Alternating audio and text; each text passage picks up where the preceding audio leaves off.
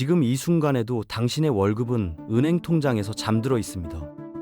연 0.1% 금리로요. 1천만 원을 1년 동안 그냥 넣어뒀다면 이자는 고작 10,000원. 그런데 같은 돈을 CMA에 넣었다면 최소 20만 원 이상을 벌 수 있었습니다. 차이가 20배입니다. 경제학에서는 이런 손실을 기회비용이라고 부르죠. 눈에 보이지 않지만 분명히 돈을 잃고 있는 겁니다. 많은 분들이 이 사실을 알면서도 익숙함 때문에 행동하지 않습니다.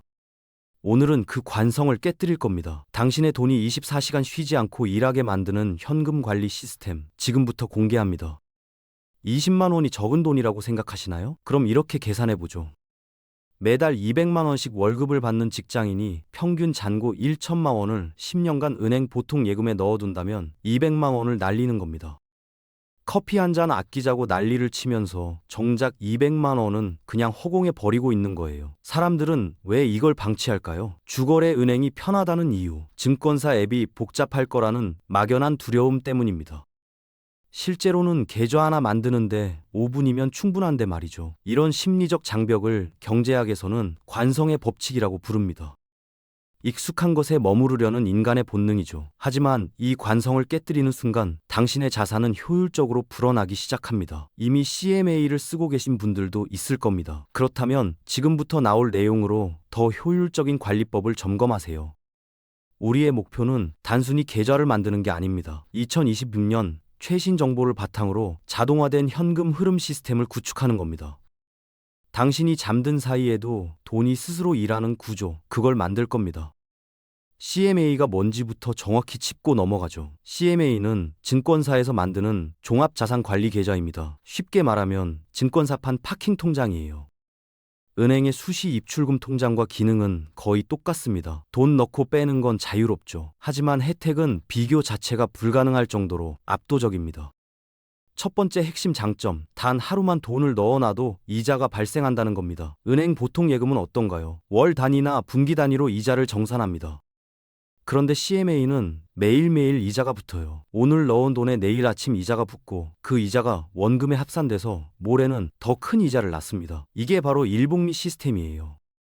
30대 직장인 김 과장 이야기를 해볼까요? 보너스 500만 원을 받았는데 당장 쓸 일은 없었습니다. 은행 통장에 넣어뒀다면 한 달 뒤 이자는 4천 원 정도였겠죠. 그런데 CMA에 넣었더니 한 달에 2만 원이 붙었어요. 매일 아침 앱을 열 때마다 500원, 600원씩 늘어나는 걸 보면서 저축 동기가 생기더래요. 이게 일복리의 힘입니다. 눈으로 확인되니까 돈을 함부로 쓰지 않게 되는 거죠. 두 번째 장점은 금리입니다. CMA는 시중은행 파킹 통장보다 대체로 더 높은 금리를 특별한 조건 없이 줍니다. 은행 파킹 통장은 어떤가요? 급여 이체 필수, 카드 실적 월 3만 원 이상, 공과금 자동 이체 2건 이상 같은 까다로운 조건을 충족해야 겨우 2%대 금리를 받습니다. 조건 하나라도 놓치면 금리는 0.1%로 곤두박질치죠. 반면 CMA는 그냥 계좌만 만들면 끝입니다. 조건 없이 기본적으로 안정적인 고금리가 보장돼요. 세 번째 장점, 투자 계좌와의 완벽한 연동성입니다. 여유 자금이 생겼을 때 어디에 투자하시나요? S&P 500 ETF, 개별 주식, ISA 계좌, 연금 저축 계좌 등 선택지는 많습니다. 은행 통장에서 증권 계좌로 돈을 옮기려면 어떻게 해야 할까요? 은행 앱 켜고 증권사 계좌번호 입력하고 공인 인증하고 수수료 내고 이체하죠. 하루 이틀도 걸립니다. 그런데 CMA는 이미 증권사 안에 있으니까 클릭 한 번이면 끝이에요. 월급 통장에서 CMA로 다시 투자 계좌로 이어지는 현금 흐름의 허브 역할을 하는 겁니다. 불필요한 이체 시간과 수수료를 모두 절약할 수 있죠. 효율의 극대화입니다. 네 번째 장점, 안전성입니다. 증권사 상품이라고 하면 많은 분들이 불안해하세요. 주식처럼 원금 손실 날 수도 있는 거 아니냐고요. 결론부터 말하면 아닙니다. CMA는 강력한 안전장치를 갖추고 있어요. 예금자 보호법과는 다른 방식이지만 고객의 돈은 증권사의 고유 자산과 엄격히 분리돼서 관리됩니다. 구체적으로 어떻게 운용되느냐? 고객 자금은 한국증권금융에 예치되거나 우량한 국공채 같은 걸 담보로 굴려요. 실질적으로 매우 안전한 구조죠. 역사적으로 봐도 CMA 상품에서 원금 손실 사례는 거의 없습니다. 물론 증권사가 파산하는 극단적인 상황에서는 리스크가 존재할 수 있어요. 하지만 대형 증권사들은 신용 등급이 은행 못지않게 높고 금융당국의 철저한 감독을 받습니다. 그럼 CMA는 어떻게 돈을 불려줄까요? 당신이 맡긴 돈은 밤사이 금융시장을 돌아다니며 수익을 창출합니다. 그 방식에 따라 크게 네 가지 유형으로 나뉘는데요. 각각의 특징을 알아야 내게 맞는 걸 고를 수 있습니다. 지금부터 하나씩 뜯어보겠습니다. 첫 번째 유형, RP형입니다. RP는 환매 조건부 채권의 약자인데요. 쉽게 말하면 증권사에 돈을 빌려주고 국채나 우량 회사채를 담보로 받는 구조예요. 약정된 기간이 지나면 증권사가 원금과 이자를 돌려주면서 채권을 다시 사갑니다. 담보가 있으니까 매우 안전하죠. 대부분의 증권사에서 CMA 개설할 때 기본값으로 설정되는 게 바로 이 RP형입니다. 가장 대중적이고 안정적인 방식이에요. 두 번째 유형은 MMF형, 머니마켓 펀드입니다. 이건 단기 금융상품에 투자해서 운용 실적에 따라 수익을 배당받는 펀드예요. RP형이 확정 금리에 가깝다면 MMF형은 실적 배당형 상품이죠. 시장 상황에 따라 수익률이 변동됩니다. 뭐에 투자하느냐? 초단기 채권이나 기업 어음 같은 안전한 자산에 투자해요. 금리 상승기에는 어떻게 될까요? RP형보다 높은 수익을 기대할 수 있습니다. 반대로 금리가 떨어지면 수익률도 함께 내려가죠. 변동성은 있지만 그래도 원금 손실 가능성은 거의 없어요. 안전하면서도 조금 더 공격적인 수익을 노리는 분들에게 적합한 유형입니다. 세 번째 유형, 발행어음형 CMA입니다. 이게 진짜 핵심이에요. 위험도는 상대적으로 높지만 가장 높은 금리를 제공하는 상품이거든요. 이 상품은 아무 증권사나 취급할 수 없습니다. 자기 자본 4조 원 이상의 인가를 받은 초대형 증권사만 가능해요. 미래에셋, 한국투자증권, NH투자증권, KB증권 같은 곳들이죠. 어떤 구조냐? 별도의 담보 없이 증권사 자체의 신용을 기반으로 어음을 발행하고 이자를 지급합니다. 쉽게 말하면 증권사가 자기 이름 걸고 빚 좀 쓰겠다고 약속 어음을 쓰는 거예요. 그럼 위험한 거 아니냐고요? 해당 증권사들은 통상 신용 등급이 AA 이상으로 매우 높습니다. 부도 위험은 낮아요. 그런데 왜 금리가 높을까요? 담보가 없으니까 리스크 프리미엄으로 금리를 더 얹어주는 겁니다. 증권사 입장에서는 고객 돈을 빌려 쓰는 거고, 고객 입장에서는 증권사의 신용을 믿고 조금이라도 더 높은 수익률을 추구하는 거죠. 공격적인 현금 운용을 통해 수익을 극대화하려는 분들에게 딱 맞는 유형입니다. 네 번째 유형, MMW 유형입니다. 머니마켓랩의 약자인데요. 이건 가장 보수적인 구조예요. 고객의 돈을 한국증권금융에 예치해서 운용합니다. 한국증권금융이 뭐냐? 증권시장의 유동성을 책임지는 공적 기관이에요. 신용 리스크가 가장 낮죠. 증권사가 직접 돈을 굴리는 게 아니라 공신력 있는 기관에 맡기는 겁니다. 구조적으로 가장 안전하다고 평가받아요. 자, 여기까지 네 가지 유형을 봤습니다. RP, MMF, 발행어음, MMW. 이 중에 뭐가 제일 좋을까요? 정답은 없습니다. 본인의 성향에 따라 다르거든요. 다만 한 가지는 확실해요. 네 가지 유형 모두 증권사가 망하거나 국가적 금융 위기가 오지 않는 한 안전하게 설계돼 있다는 겁니다. 100% 안전한 금융 상품은 세상에 없습니다.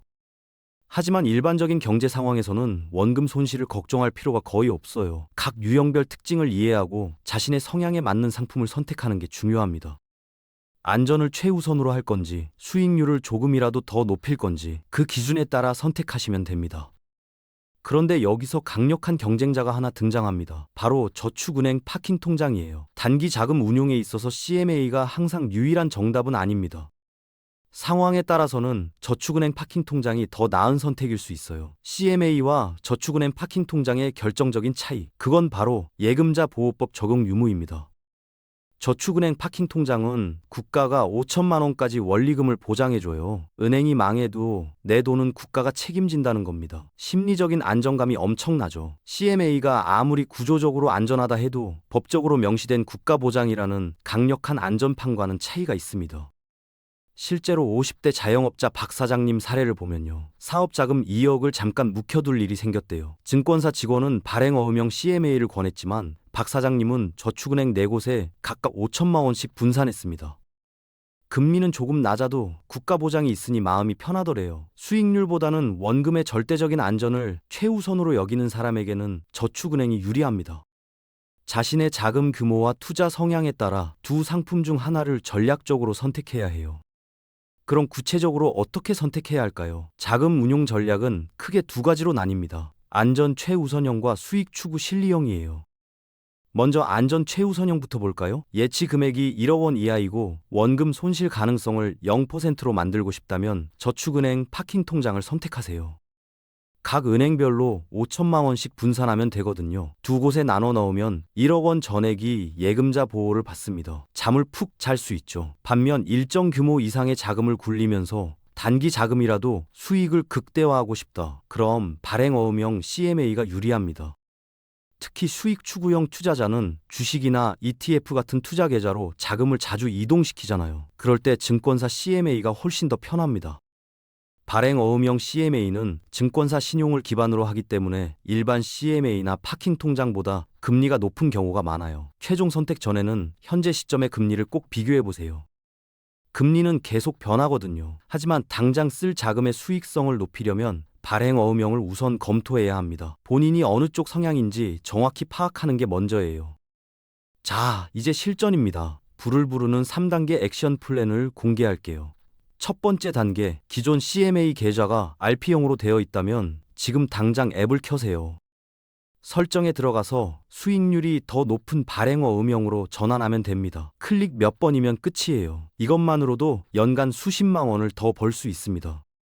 두 번째 단계, 현금 흐름 자동화입니다. 월급날 급여 통장에서 생활비를 뺀 나머지 자금이 CMA로 자동 이체되도록 설정하세요. 예를 들어 월급이 300만 원인데 생활비가 150만 원이라면 나머지 150만 원은 급여일 다음 날 자동으로 CMA로 넘어가게 만드는 겁니다. CMA로 모인 자금은 또 어떻게 하느냐? 정해진 날짜에 ISA, 연금저축, IRP 같은 투자 계좌로 자동 송금되도록 시스템을 만드세요. 이렇게 하면 개인의 의지나 감정과 상관없이 돈이 스스로 투자처를 찾아갑니다. 세 번째 단계, CMA를 넘어서는 겁니다. S&P 500, 나스닥 100 같은 중장기 자산 증식 전략을 공부하고 포트폴리오를 확장하세요. 단기 자금은 CMA에서 효율적으로 굴리고 중장기 자금은 주식과 연금 계좌에서 성장시키는 투트랙 전략을 실행해야 합니다. 오늘 우리는 잠자는 월급을 깨워 24시간 일하게 만드는 CMA의 구조와 활용법을 상세히 살펴봤습니다. RP형부터 MMW형까지의 원리를 이해했고 경쟁자인 저축은행 파킹 통장과의 비교 분석을 통해 최적의 대안을 찾았죠. 0.1%의 금리 차이라도 소홀히 하지 않고 더 높은 곳으로 옮기는 작은 습관, 이게 부의 차이를 만듭니다. 이런 디테일한 관리가 장기적으로 눈덩이처럼 불어나는 복리 효과를 만들어내요. 10원 한 장도 놀게 하지 않는 치밀함, 그게 평범한 투자자와 스마트한 투자자를 가르는 결정적 기준입니다. 오늘 배운 내용을 바탕으로 당장 실행에 옮기세요. 여러분의 돈이 단 하루도 쉬지 않게 만드십시오. 오늘 제가 준비한 영상은 여기까지입니다. 다음에 더욱더 좋은 영상으로 찾아뵙도록 하겠습니다. 감사합니다.